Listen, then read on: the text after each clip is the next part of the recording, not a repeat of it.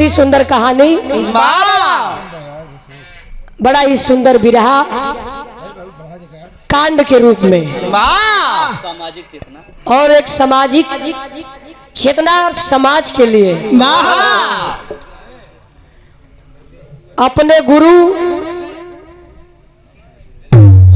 स्वर्गीय गुरु जी हैदर अली जुगनू जी का इन्होंने विरहा आप लोग के बीच में सुनाए पेश किए और सुनाए। बहुत ही अच्छी कहानी रहल। तो एक छोटा सा विरहा इधर से भी मिलता जुलता प्रसंग और हमरे विरहा में दू रस हो। अगर जे वीर रस के सुनवैया हुई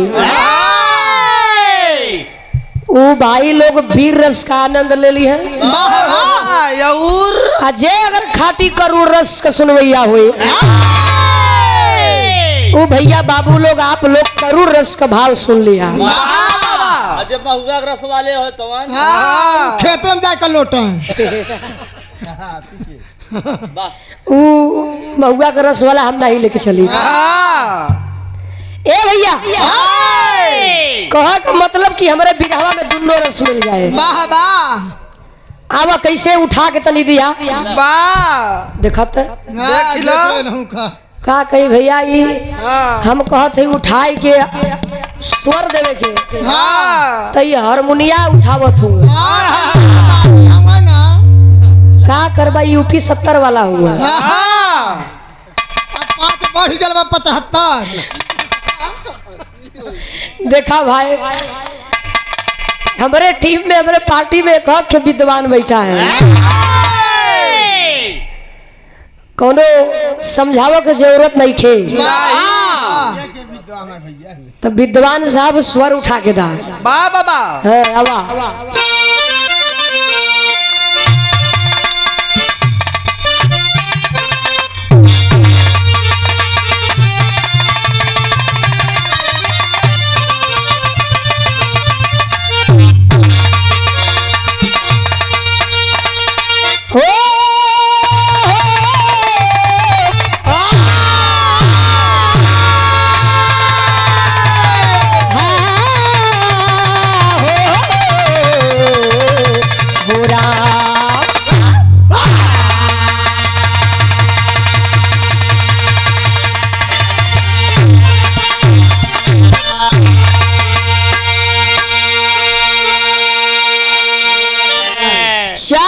कवि जी भूमिका में संकेत किए और लिखा गया और बताया गया क्या आइए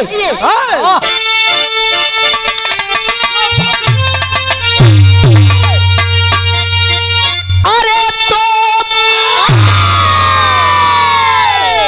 हाथ संगील तर गई बाजुए अरे दिल में ज्वाला मुखी बन धधकने लगा मान सम्मान इज्जत पे बलिदान है इस गुलामी से दामन महकने लगा एक अबला हियर जी अनल बन गई सर कफन बांध निकले वतन के दीवाने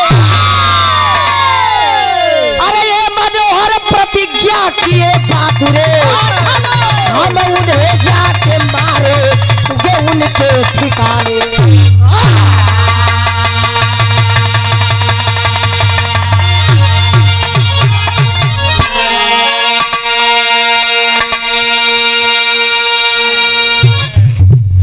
पप्पू भैया बिरहा में तनको छेड़खानी ना हो चोरी ना हो चाहे कम चोरी भी ना होए के चाहिए करेजा से बाबू कहल गई पुरनिया लोग कहलन का हो कि पहलवानी और बिरहा बराबर होला। पहलवानी पहलवानी को वजनाई और बिरहा को वजनाई ये कहला भैया अपने बेसी बा। एक बराबर होला। और जे पहलवानी कैलस उहे बिरहा गौलस, जे बिरहा गौलस उहे पहलवानी तो ई सब वीरन का छाप हो। कहल गई कि जौने समय हमारे देश में अरे क्रांति छिड़ी हुई थी, हमारा देश ये सोने का चिड़िया है। हमारे जो पूर्वज ने, हमारे जो पूर्वजों ने लिख डाले इस भारत का संविधान। तो जिस समय इस भारत में संविधान नहीं लागू हुआ था, वही बिरहा उससे पहले की है। अरे पैसा ले ला। देवली की धरती से आप हमारे बड़े बाबूजी श्री लल्लन बिंद जी, ये आपकी ओर से 20 रुपये का पुरस्कार बाबूजी के प्रणाम बा। श्री भूपचंद साई मास्टर साहब, आप हमारे बड़े भैया जी की ओर से ये आपका रुपया पैसा ना हमारे लिए आशीर्वाद हो। अरे जब तक गावत रह तब तक ले तो के कोनो दिक्कत परेशानी है का? एक तबीयत खराब होला पैसा देखाला था। कहा गया बाबूजी की डॉक्टर भगवान के दूसरे रूप होते हैं। वो भगवान के तो हमने ना देख ले जा, लेकिन जिंदगी जे बचावला वो भगवान के हमन देख ले जा।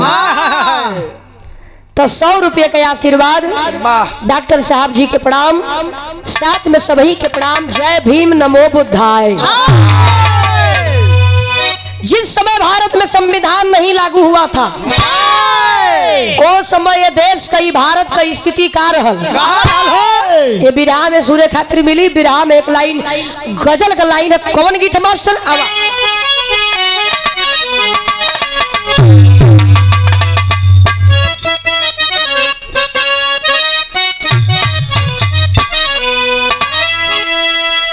कहना है, अरे दर बदर दिल। किसी आशिक ने अपनी मासूका से कह रहा था। क्या कह रहा था? या मान लीजिए किसी भक्त ने अपने भगवान से कहा था। क्या?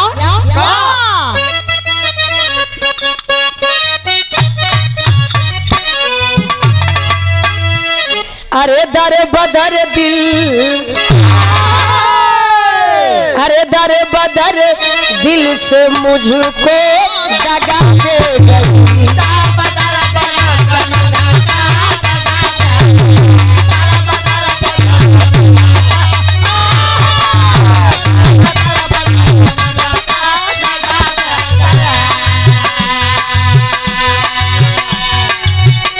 दर बदर दिल से मुझको दगा दे।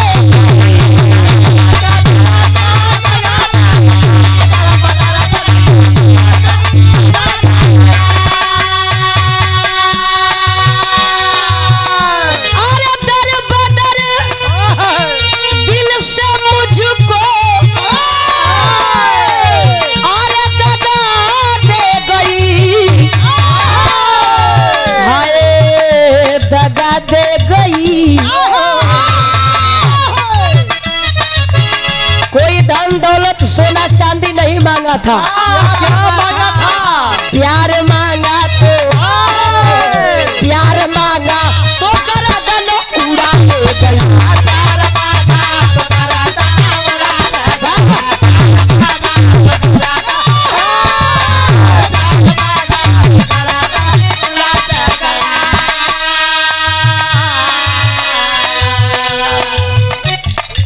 लेकिन बाबूजी बिरहा में बड़ा सुंदर वीर रस में भाव लिखल गई। भाव में कहा गया कि हमारे देश में अगर जो भी रहते हैं इंसान, उनके लिए कहना है। क्या?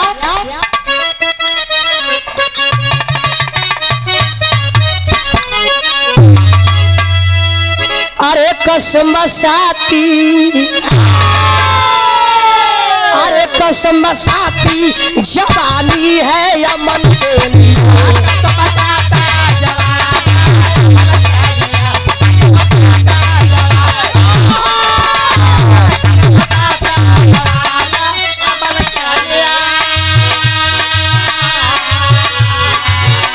कसम साथी जवानी है अमन के लिए।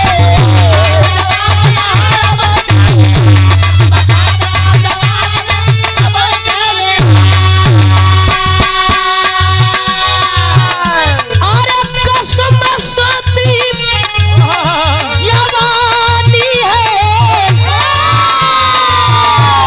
अरे अमन के लिए,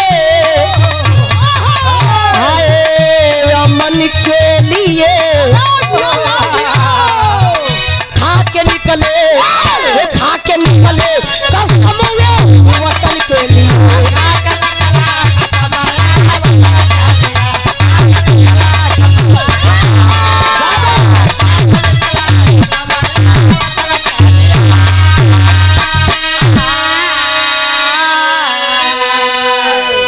ए बाबू, जिस समय हमारे देश में क्रांति छिड़ी थी, अंग्रेजों का जमाना था। अंग्रेज इस देश में जिस समय अपनी हुकूमत को चला रहे थे, अरे इतना इतना अत्याचार किए पापी कि सरेआम हमारे देश की बहू बेटियों की इज्जत नीलाम किए, सरेआम लूट लिया करते थे। बाबूजी, तो यहाँ बिरहा में कहानी को शुरुआत भई, थोड़ा सा आप लोग गौर करिया। अगर आप लोग ध्यान से सुनबा, गौर करबा, कहानी साफ साफ नजर आई। उससे भी हमारे बिरहा का कहानी एकदम साफ साफ फरियाई गल। आवा कैसे नजम में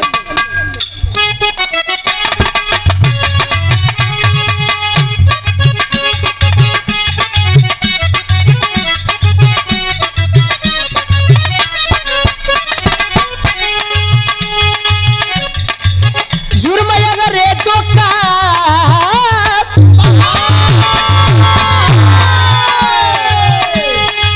जुर्म अंग्रेजों का था पूर्वजों के छाती पर, हुकूमत करते नीच भारत माँ के छाती पर।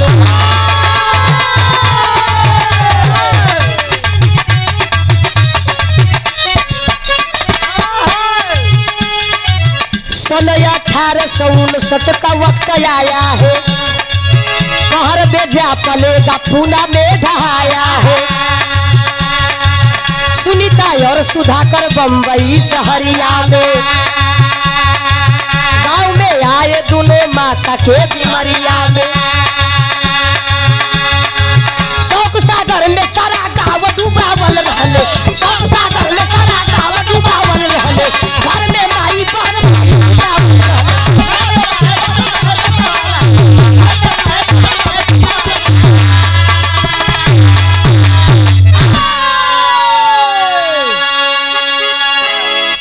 आय हाय बाबूजी, सन 1859 का वक्त है और अत्याचार अंग्रेजों का हुकूमत हमारे देश में जारी था। सुनीता और सुधाकर दो पति पत्नी अपने जीवन के बितावत हुन कहाँ? बम्बई शहर में जाके। बम्बई शहर में दोनों पति पत्नी रहत हुआ। पति का नाम सुधाकर और पत्नी का नाम सुनीता। धीरे धीरे कुछ दिन का दिन बीतल बाबू हो। सुधाकर के सुनाई पड़ल की गांव में माताजी बीमार है। सुधाकर अपने पत्नी सुनीता के कहलन कि ये सुनीता, सुनीता, सुनीता कहलन की हाँ स्वामी बोली। सुधाकर कहलन की देखा गांव में माताजी बीमार हैं, गांव से खबर आई लो, चला हमने माताजी के देखे आई जा। नहीं दुनिया जमाना ना जाएली तो दुनिया जमाना ताना मारी। कि बाहर लइका बाहर पतो बुढ़िया बीमार भइल आ कुल देखहू बदे ना आइलन। सब लोग सोच विचार के पति पत्नी चलल हुन मऊ गांव में। जवन मुंबई से ट्रेन जाले वही ट्रेन के पकड़ के उतरल हम लोग स्टेशन। स्टेशन उतर के ऑटो पकड़लन, अब पकड़ के अपने गांव वाले रास्ता में उतरल हम लोग। तो धीरे धीरे अनमुनार हो गई। और जब अनहार भइल तो ए बाबू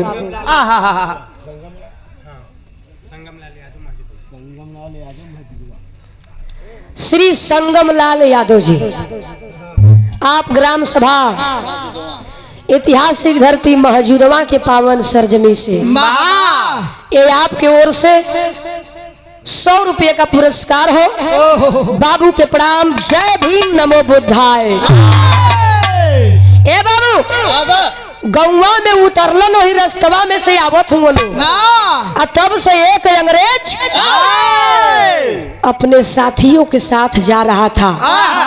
जब सुनीता के देखलस पपिया अंग्रेजवा हो, देखते सूरतिया मोहित हो गया।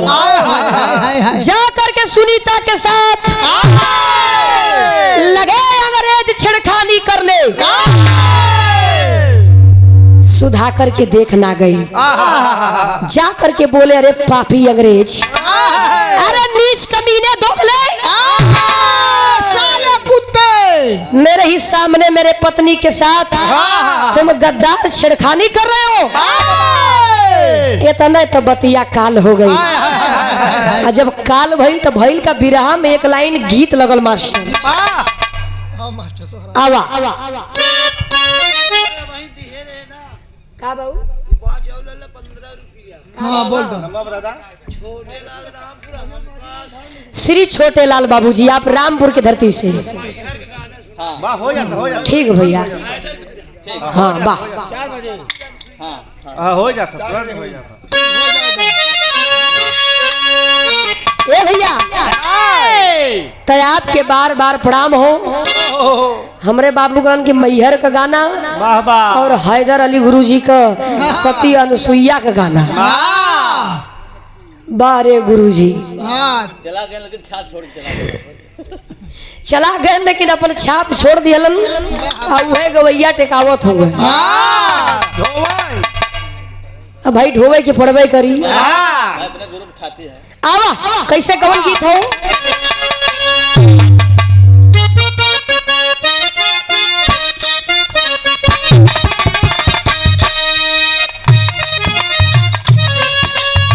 वह गीत बा हंसी हंसी गोरी कहे,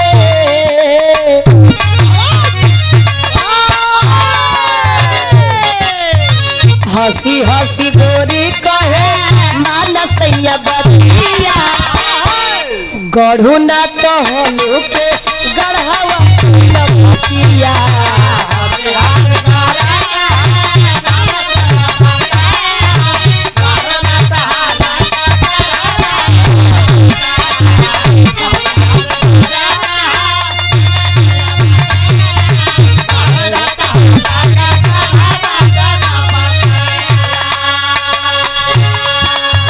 ढोलक वाले मास्टर भैया ध्यान दा, 3-3 हाली 4-4 हाली टेरी बोला ले जान गया। रखले एकदम छाट छाट के टेरी लोग बोला वाला टेरी। 4 हाली ना बोलिए तो सुबह नाइट काट ले। लेकिन भाव में कहल गई बिरहा अगर आराम से सुहरा के जितना गई बा उतना साफ साफ नजर आई। हम कहला बिरहा एकदम चिलैला का ना है। जहाँ चिल्लाए वाला बारी आवे चिल्लाई दे, जहाँ सोहरावा वाला बारी आवे वह सोहराई दे। वही के कहल जाला कि कलाकार। लेकिन बाबूजी हम कहला कि आजकल बिरहा में ज्यादा मुंह नचौगल हो गल। कलाकार कम गावत हो लेकिन ढेर मुंह नोचे का कोशिश अन्यासों का झगड़ा हेरत हुआ। लेकिन आप लोग हमके वैसा मत समझिया।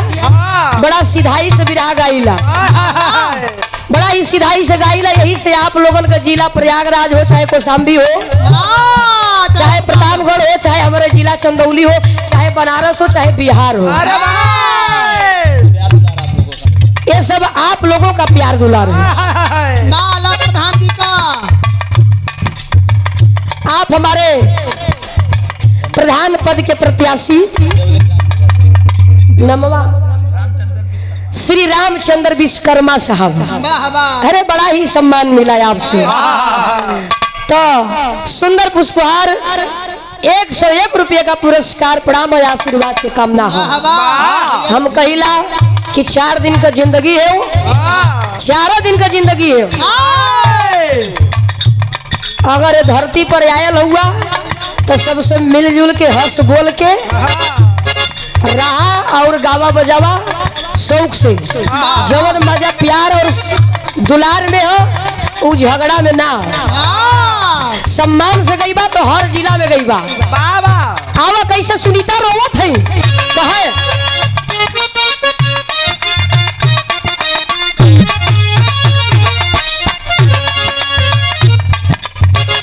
लिखे सुनीता देखा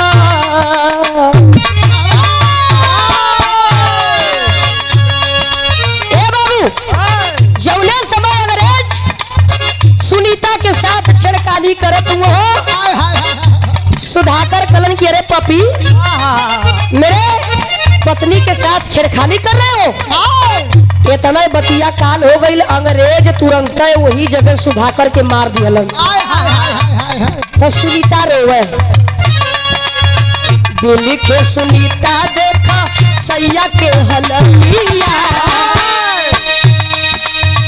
लिखे सुनीता देखा सैया के हलतिया, दलल गो सैया आजू बजती पतिया।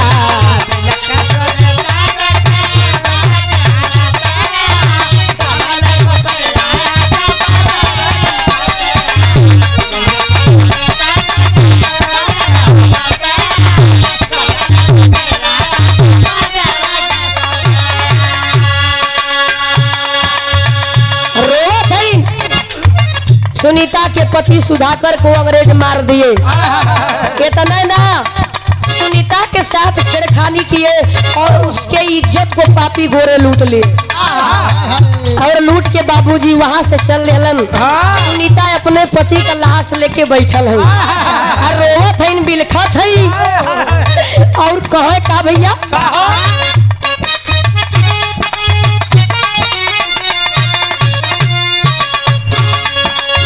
मनवा बली नया भी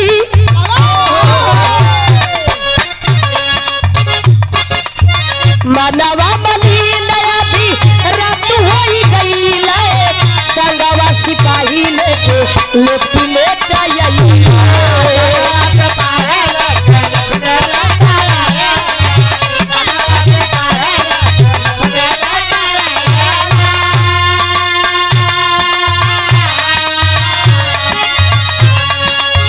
भाई के चरण कहे,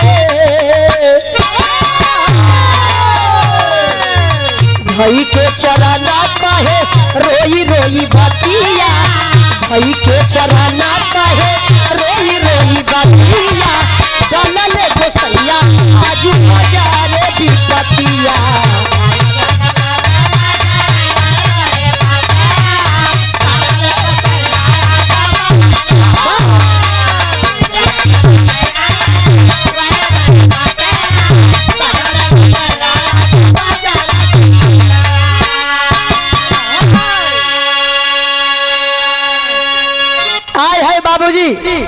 पति का लाश लेकर के सुनीता रात में उसी गांव वाले बाहर रोड पर रो रही है। और उस समय जौने समय रोवत है तो वो समय आयल के कि एक अंग्रेज जिसका नाम लेफ्टिनेंट बताया गया, लेफ्टिनेंट कमिश्नर अपने साथियों के साथ आया है। आज जब बाबूजी सुनीता देखलिन हो भागल भागल गईलिन, वो लेफ्टिनेंट कमिश्नर के चरण में गिर गईलिन, लगलिन रोवई लगली बिलखे रोवे और कहे लगली बाबा का इहे पतिया कहे भैया का कहे का यहाँ बिरहा में हमरे गीत बदल गई मास्टर।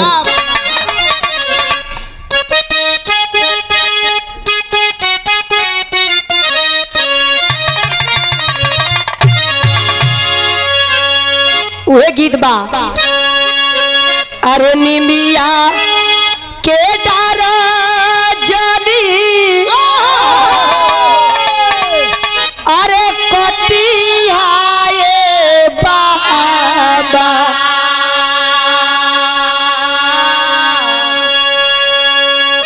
निमिया चिरैयन का बसे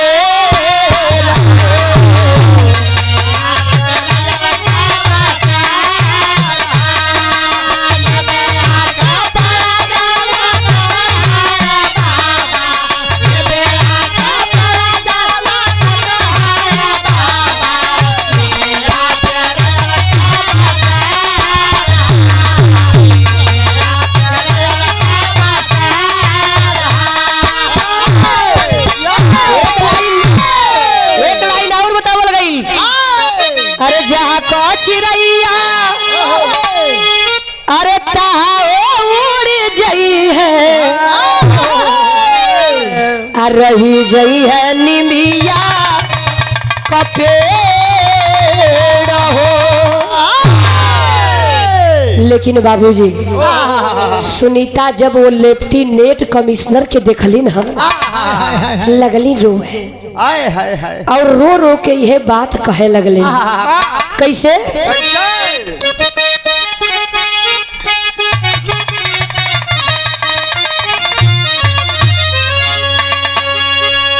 अरे घिरल बा तूफानावा में ए साहब हमारी नवरिया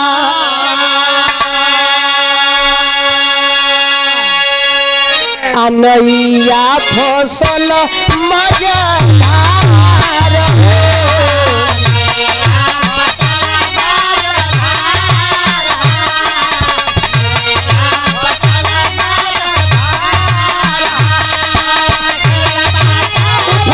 हमारी नवरिया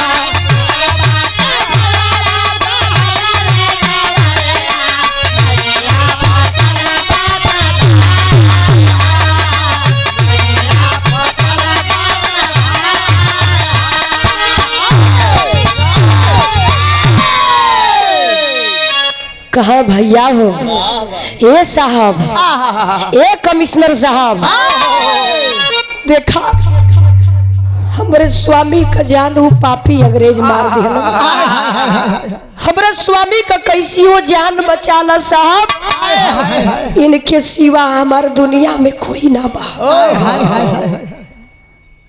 कहे का कहे भैया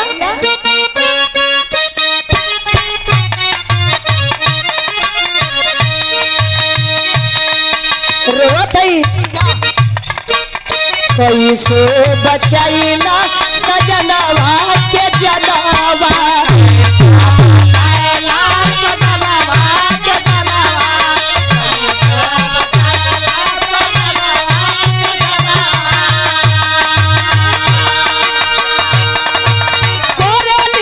सुनीता सब करू रे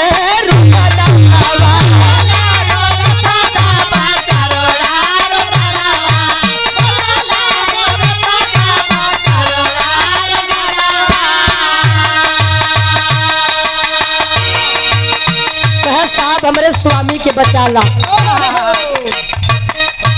लेफ्टिनेंट देखी के सुनीता के जवानिया लेफ्टिनेंट देखी के सुनीता के जवानिया आ देखे लागल अखिया के फार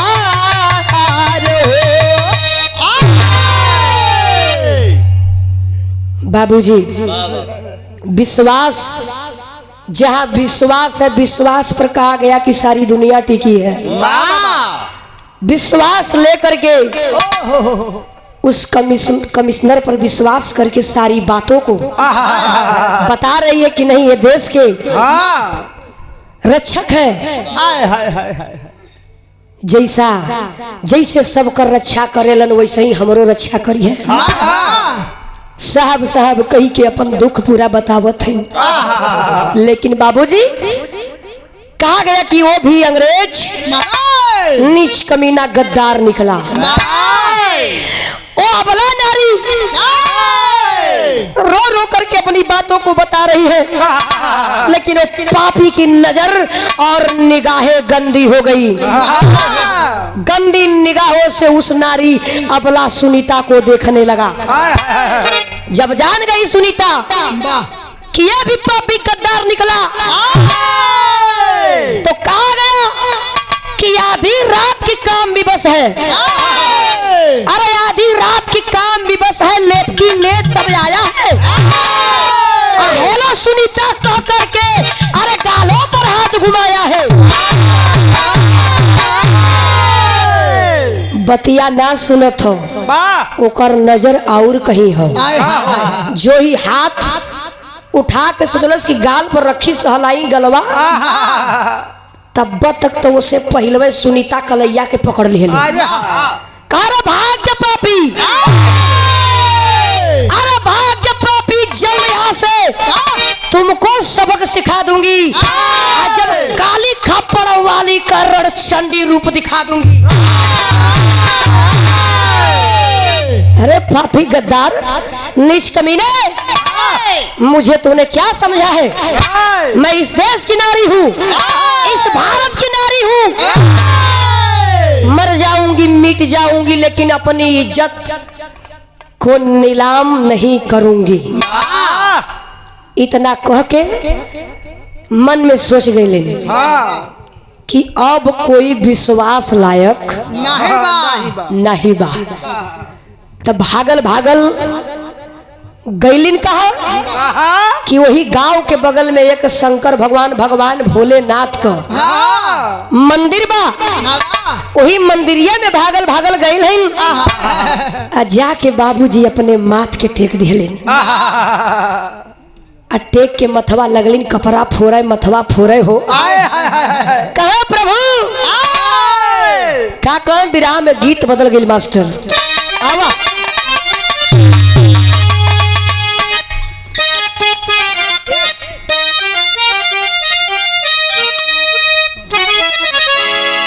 वाह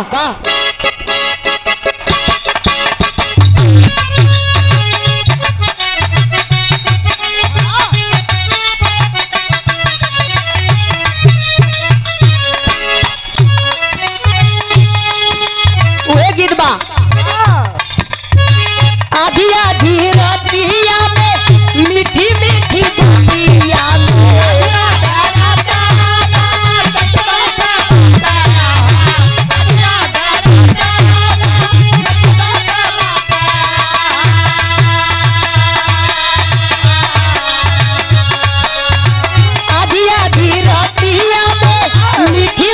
बातिया में सुतला में हो गई लगी। राजा सुतला में हो गई लगी।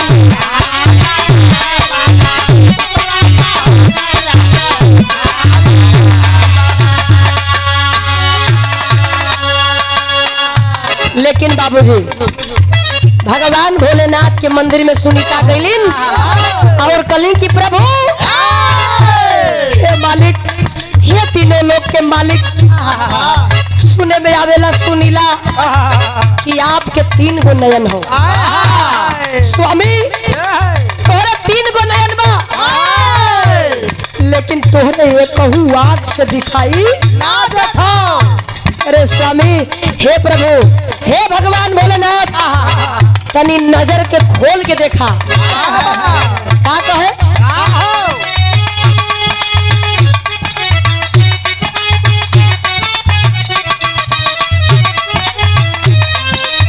शिव के मंदिरिया में, शिव के मंदिरिया में जाई के गुजरिया।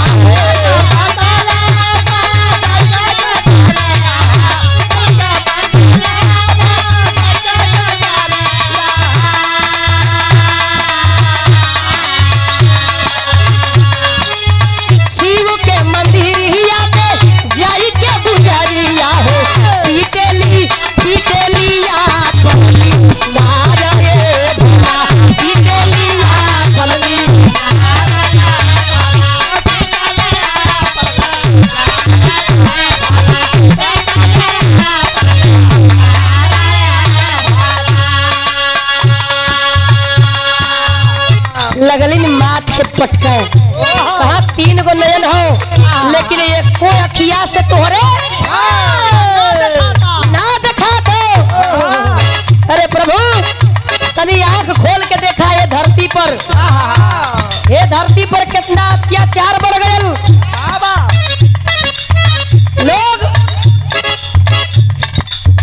लोगन पर से विश्वास उठ गल। इंसान को नहीं समझ रहा है।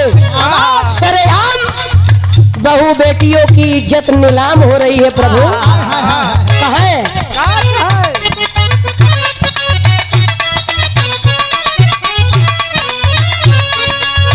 तीन गो नयन तोहरे,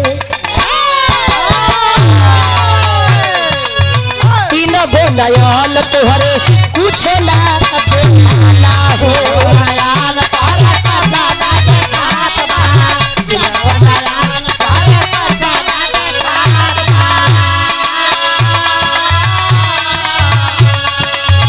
तोहरे चरण में मेरा इज्जत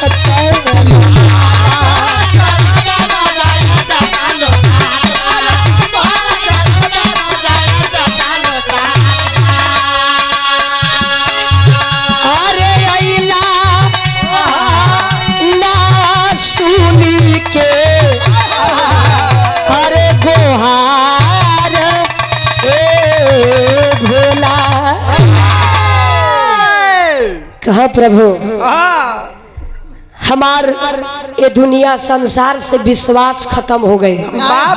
जेकर सहारा मांगे गई है हमके धोखा देलस। बस आपका सहारा हो। अब हम कैसे जीही केकरे सहारे जीही। तो देखा बाबू रात से जब धीरे धीरे सुबेर का टाइम भइल है, जौने समय लोग बाहर भीतर जालन वही समय सुनीता के 2 भाई धर्म के भाई जिनका नाम कृष्ण और दामोदर बताया गया। कृष्ण और दामोदर अपन सुबेरे के टाइम निकलल होंगे लोग। धीरे धीरे जब थोड़ा सा और अजोरार भइल तब मंदिर जौने रास्तवा से जात हुआ लोग वही रास्तवा में वो मंदिरिया बा। तब मंदिर में जब नजर गई तो देखत हुआ लोग कि कौनो मेहरारू मंदिर में रोवतिया बैठी बा सुसुक सुसुक के रोवत बा। जब रोवा का आवाज कान में गईल बा बाबू, दोनों भाई गईलन तो जब नजर पड़ल तो वो दूसर कौनो मेहरारू ना, वो तो अपन बहिन सुनीता। अरे बाप रे बाप, भागल भागल बहिन के लगे गईला लोग। बहन का रूप रेखा एकदम बदल गई, एकदम पागल जैसन बहन का वेशभूषा। जाके गल, अरे बहन, अरे बहन, अरे हमार बहन सुनीता तू कब आइलू? ये हालत में और जीजा कहाँ हुआ? ए बाबू, जब बहनिया सुनीता सुनलिन हो रो रो के अपने बात के वो बहन लगल बतावे। तो यहाँ बिरहा में गीत लग गई, लेकिन यहाँ से हमारे बिरहा का चढ़ाई वीर रस में हो गई। हमारे बहन सुनीता अपने दोनों भाई के बतावे। कौन गीत है मास्टर? आवा।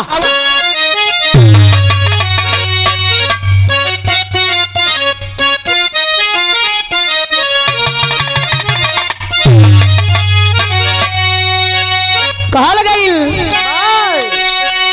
अरे साना नाना, अरे साना नाना हाय रतिया करे अब हेला पवना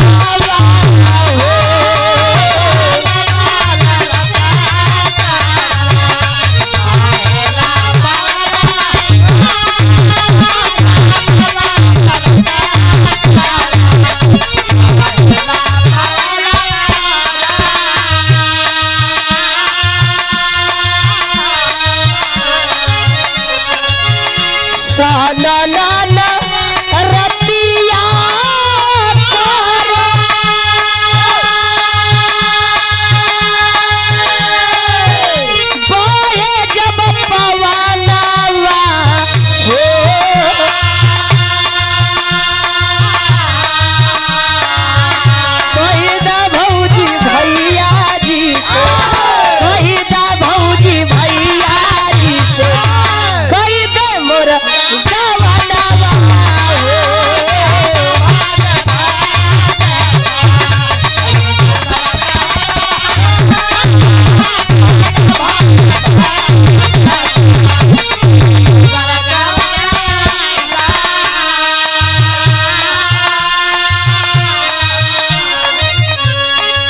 लेकिन बाबू ये तो गीत रहल, लेकिन देखा बहन सुनीता अपने भाई के जब भैया पूछलन की बहन बता दे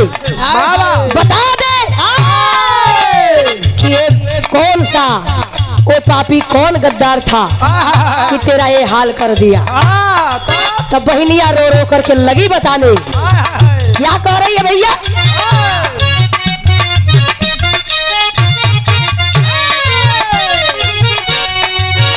कृष्ण यार कृष्ण यार दामोदर दोनों, कृष्ण यार दामोदर दोनों धर्म के बिना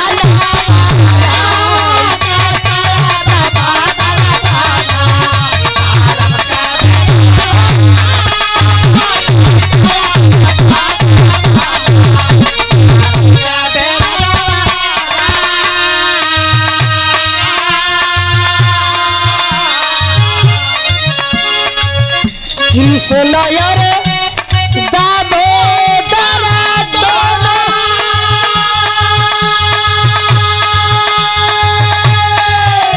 अरे धर्म के बिना नावा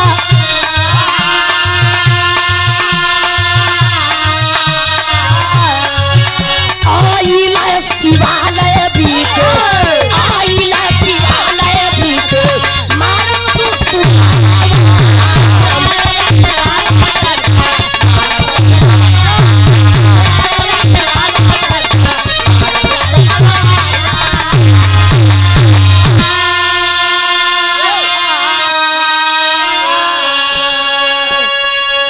आय हाय बाबूजी। बहन सारी बातों को रो रो कर बताने लगी कि भैया मेरे साथ वो पापी गद्दार अंग्रेज जीजा को भी मार दिए और मेरे साथ वो पापी बड़ा ही अन्याय मेरे साथ किए, मेरे इज्जत को लूट लिए। जब इतना बतिया दोनों भैया सुनलन है, अरे क्रोध में लाल हो गए और क्रोध में लाल होकर के दोनों भाई कैलन का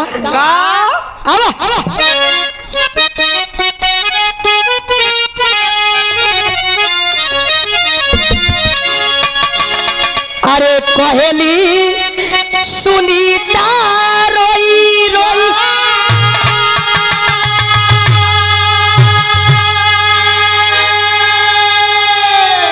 अरे सारा दास तनावा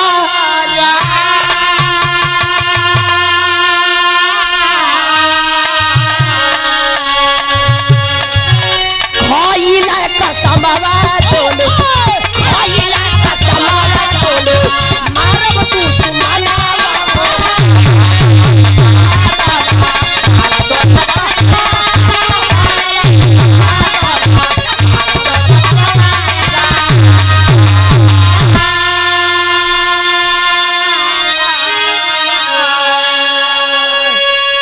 अरे बहन का बात सुन करके भाइयों का खून खोल गया और ऐलान कर दिए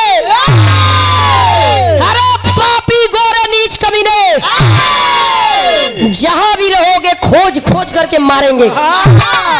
तो भैल का भैया बिरहा में टेरी लगल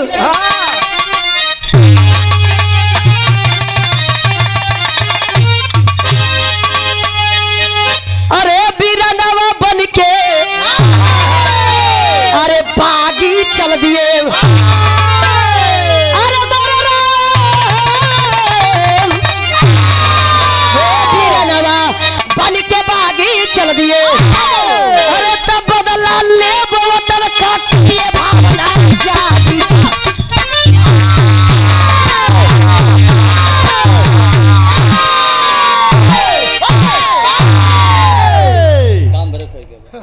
जियो बहादुर चमड़ा का हिसाब से पीटा यहाँ फूटी तो हल्के चामे से नहीं तो अगर फूटल ढोलक न तो ही चामड़ से मढ़वाई फड़फड़ आए लागे 9 बजी मनई के काम कोनो काम बदला ले वतन का कि ये भावना जागी हो बिरनवा बन के बागी चल दिए, सर पे कफन और हाथों में गन पिस्तौल लेकर के भाई तैयारी और कमर कस लिए। तब विराम में चौलरिया में भाव लगल मास्टर, आवा कैसे?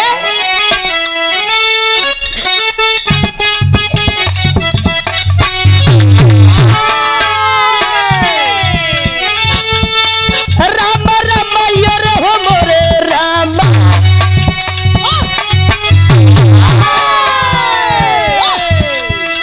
पूर्वांचली भाव में आवा, धप पहले से काम न चली।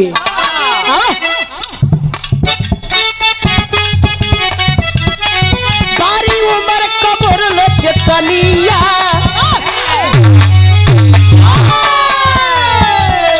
बारी उमर कबर लचकनिया, गोरिया खींचे निहुर के पनिया, गोरी का झूला झूलनिया।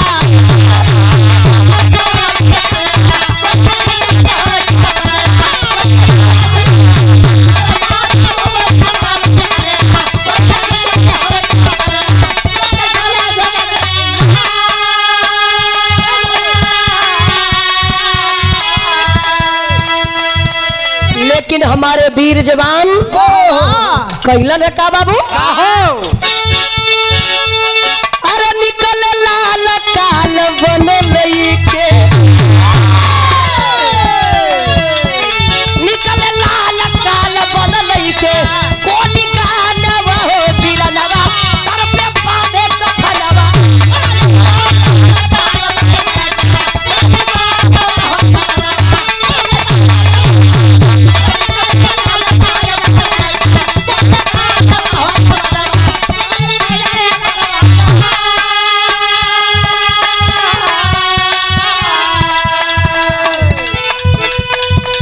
सर पर कफन बांध करके निकल गए, ऐलान कर दिए। सर खोज रहा बलात्कारी,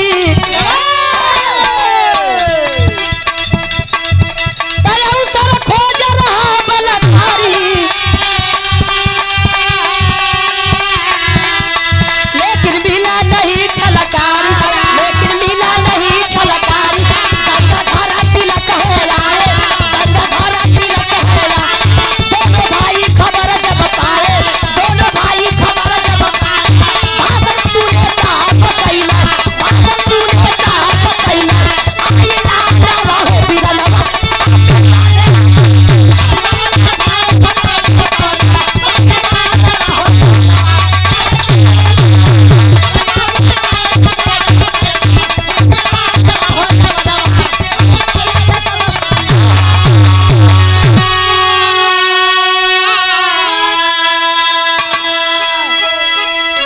आय है बाबू।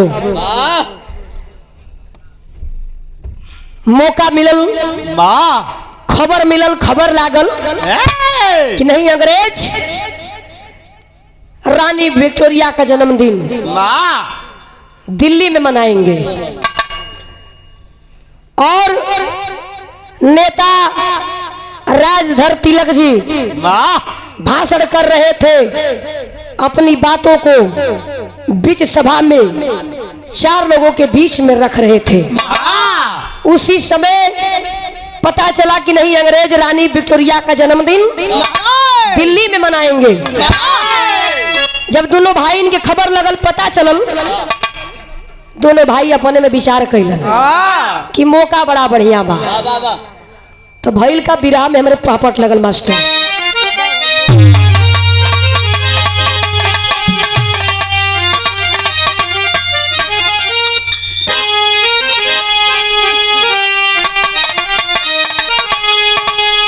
दोनों भाई कैलन का, अरे भारत माता अब मांगेली कुर्बानी पानी भारत के। अरे तो कहाँ छिपे हो सारानी पानी भारत के।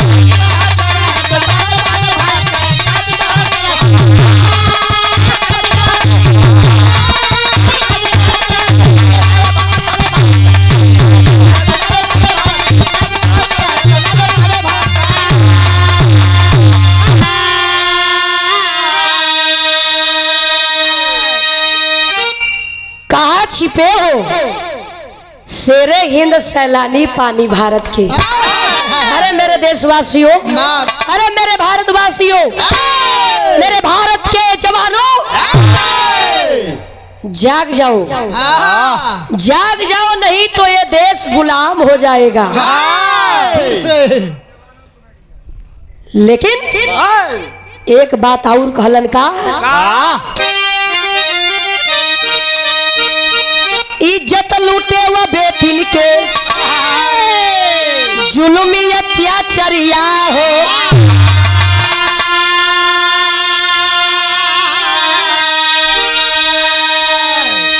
आशासन से शोषण करते दुशासन दौराचरिया।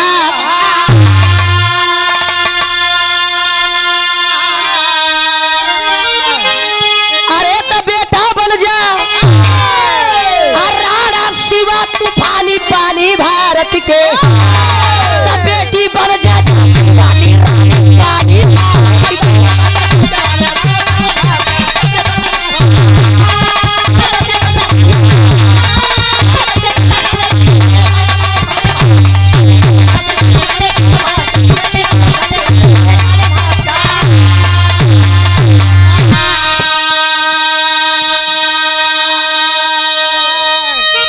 कहा बेटा बन जा राणा शिवा तूफानी पानी भारत के।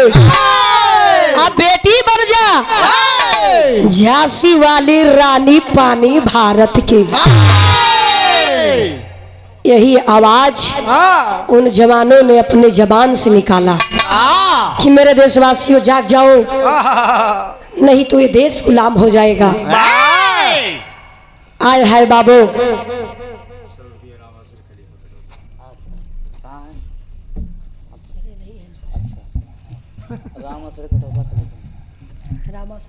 खलीफा पता होता है। बड़े बाबूजी श्री राम आश्रय खलीफा जी, आप बिरहा के बहुत ही सुंदर कलाकार, अच्छे कलाकार। गुरु जी के तरफ से आशीर्वाद मिलल। ये आपका रुपया पैसा नहीं, आप गुरु सम्मान, गुरु जी की ओर से आशीर्वाद, 100 रुपये का पुरस्कार। गुरु जी के बार बार प्रणाम, साथ में सब भैया बाबू लोगन के प्रणाम। जय भीम, नमो बुद्धाय। बिरहा में आल्हा लगल मास्टर।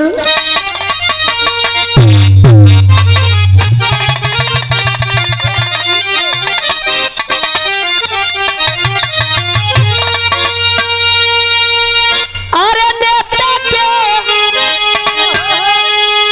भाषण जब अरे सुन ले जवनवा, अब है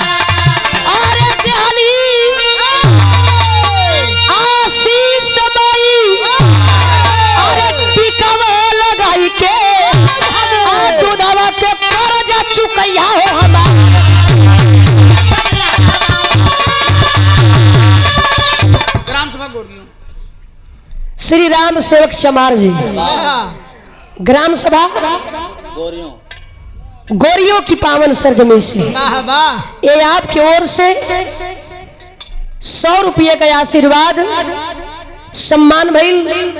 भैया के प्रणाम, साथ में सभी के प्रणाम। जय भीम, नमो बुद्धाय। आय है बाबू, दोनों भाई माई और बहन से आशीर्वाद लेलन। माई से कहलन कि माई आशीर्वाद द माई, कि ताकि हमने जाई जा उन पपियन के मारी जा। बाबा माई आशीर्वाद दिलिन कि बेटा जाओ, मेरा आशीर्वाद तुम्हारे साथ है, उन पापियों से बदला लेकर ही आना। बहन भी आशीर्वाद देती है। आशीर्वाद लेके दोनों भाई निकल पड़े। कहाँ? जहाँ रानी विक्टोरिया का जन्मदिन दिल्ली में, अंग्रेज हजारों की भीड़ में, हजारों की भीड़ में अंग्रेज जुटे हैं। जश्न का माहौल है, पैक पर पैक चल रहा है। जश्न अंग्रेज बनावत हुआ, और वही बीच में कप्तान के रूप में कौन बैठा है? वही अंग्रेज लेफ्टिनेंट कमिश्नर बीच में बैठा है। हजारों अंग्रेज बगल में खड़े हैं। पैक पर पैक, जम पर जम चला था। केक कटा था, जश्न का माहौल हो। पूरा अंग्रेज एकदम नशा में फूल घूमत हुआ, झुलमुलात हुआ जैसे मिर्गी आवे। वही में दोनों भाई पहुंचल हुए, कृष्ण और दामोदर। कृष्ण भैया बोले, अरे दामोदर देख क्या रहे हो?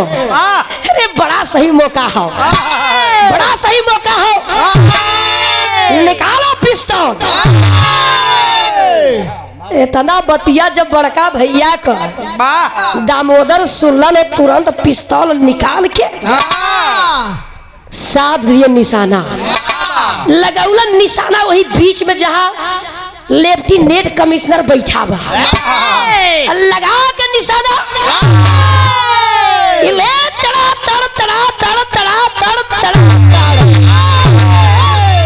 गोली पर गोली लगा बरसाने। और गोली लगल कहाँ हो? कि मम्मा कुर्सी पर बैठल हुआ, वही पिठिया में लगल धड़ाक सीधा। जब लगल गोली, मम्मा कुर्सिया सहित धड़ाई के पतिल सुना गिरगिटावन नियर रहबे कैलन, कुर्सी सहित फेंकाई गईलन। दतवा जन उजरका रहल अंदर निकल गल बहरे, जैसे जनाई कि मम्मा लगला हंसाए। अरे बाप रे बाप, अंग्रेजों में खलबली मच गई। अंग्रेज घबराने लगे। अरे बाप रे बाप, ये किसकी हिम्मत, किसकी मजाल? अरे बाप रे बाप, मेरे साहब लेफ्टिनेंट कमिश्नर पर गोली कौन चलाया? देखा बाबू, गोली मार के दोनों भाई तुरंत वहां से भागे लगलन। आगे आगे दोनों भाई भागत हुन, पीछे पीछे अंग्रेज दौड़ावत हुन। तो भैल का विराम है, मेरे लास्ट भाव खड़ी में कहना है।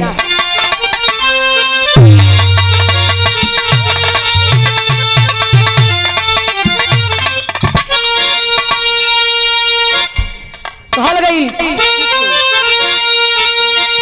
अरे वतन के अंदर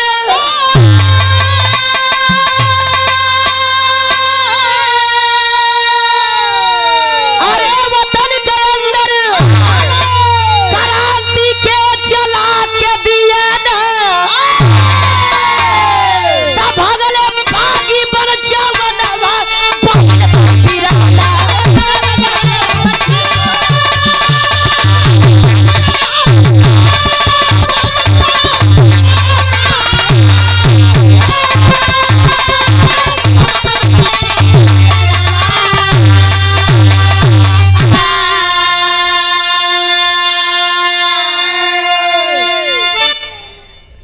भगले बागी बन जवनवा हो, बहन कबीरना, बहन कबीरना।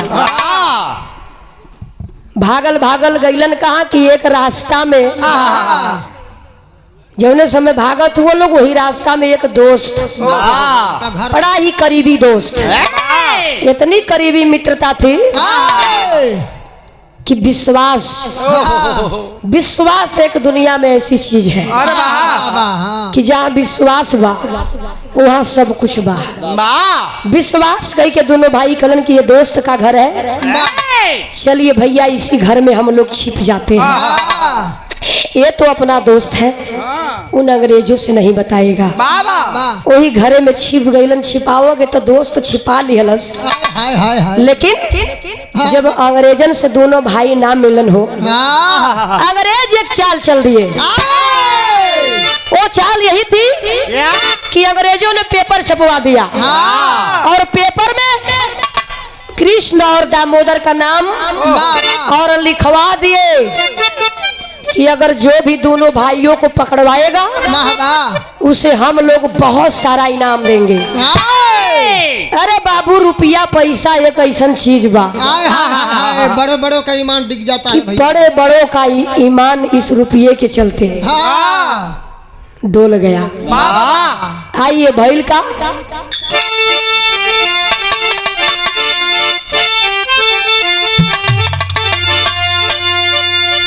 एक दोस्त के घर में जाकर अब छिपे दोनों भाई,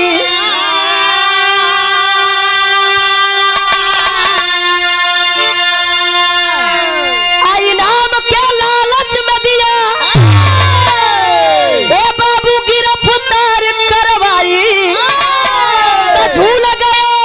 अरे भाई के ललनवा हो बहिन के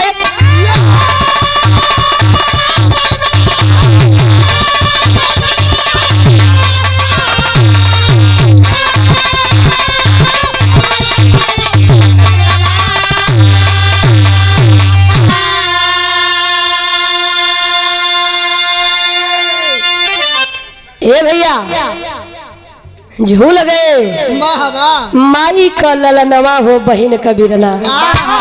दोस्त रुपया और पैसे के लालच में आके अपनी करीबी दोस्तों को अपने बहुत ही बड़ी मित्रता को पैसे में तौल दिया। किया वो दोस्त की अंग्रेजों में रुपया पैसा के लालच में आके अपने दोनों दोस्तन के अंग्रेजों से पकड़वा दिया। जब अंग्रेज पकड़ लिए बाबू चाल चल दिए। चाल यही किए कि दोनों भाई के फांसी का सजा सुना दिए और सरेआम दिल्ली चौराहा पर दोनों भाइयों को फांसी पर झुला दिए। देखा ये खबर जब बहनिया के घरवा मालूम चलल कि हमार दोनों भाई हमार बदला लेवे बदे गईलन है और वो पपिया अंग्रेज हमरे पापी के मार हमरे भैया के मार दियलन। बहन क्रोध में लाल हो जाती है। क्रोध में लाल होकर के ऐलान करती है, अरे पापी अंग्रेज! क्रोध में लाल होकर के काली खप्पड़ वाली रवचंडी का विकराल रूप बनाती है और बना करके वो बहन चल दी। और कैलाश का बहनिया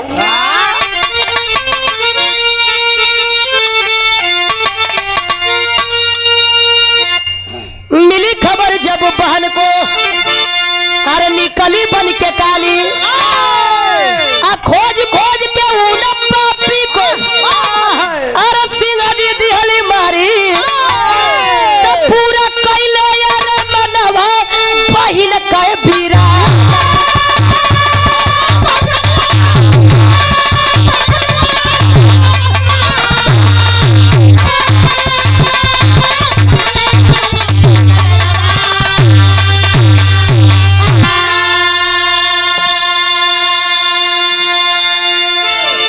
आय है बाबू, जब बहनिया के मालूम चलल कि हमारे भाई हमारा बदला लेने के लिए गए और उन पापियों ने मेरे भाइयों को मार दिया।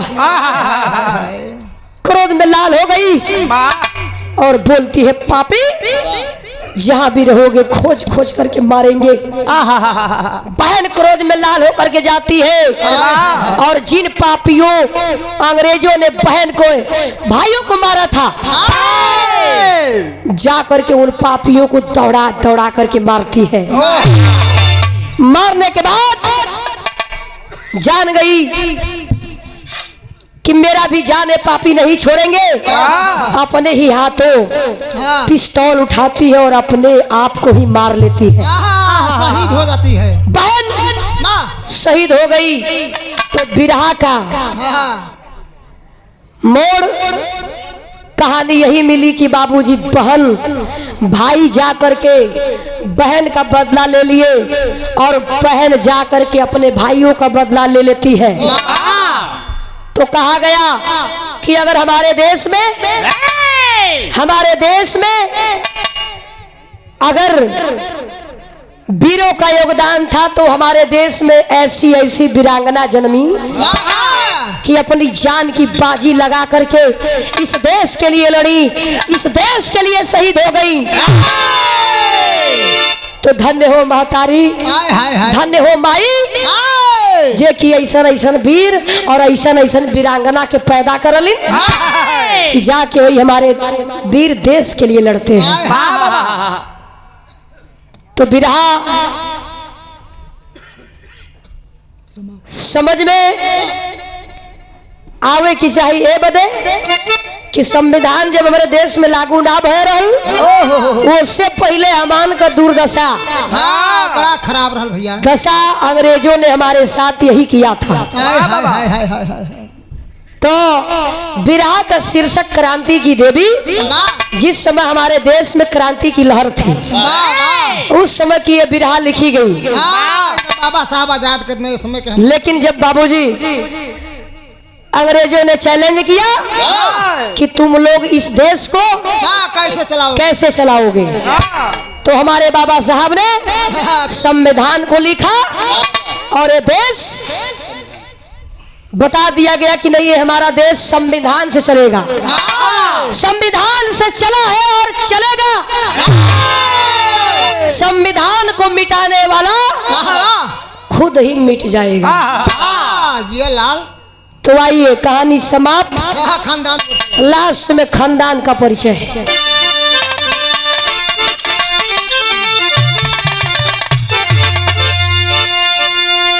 गुरु बिहारी गुरु गणेश,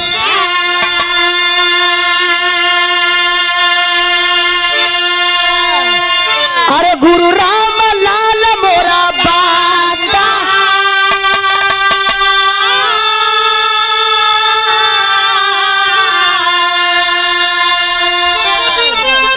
स्वर्ग रे कवि चंद्रिका राम,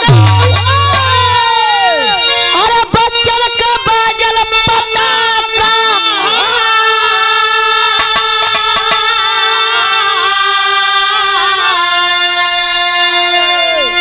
बिरनवा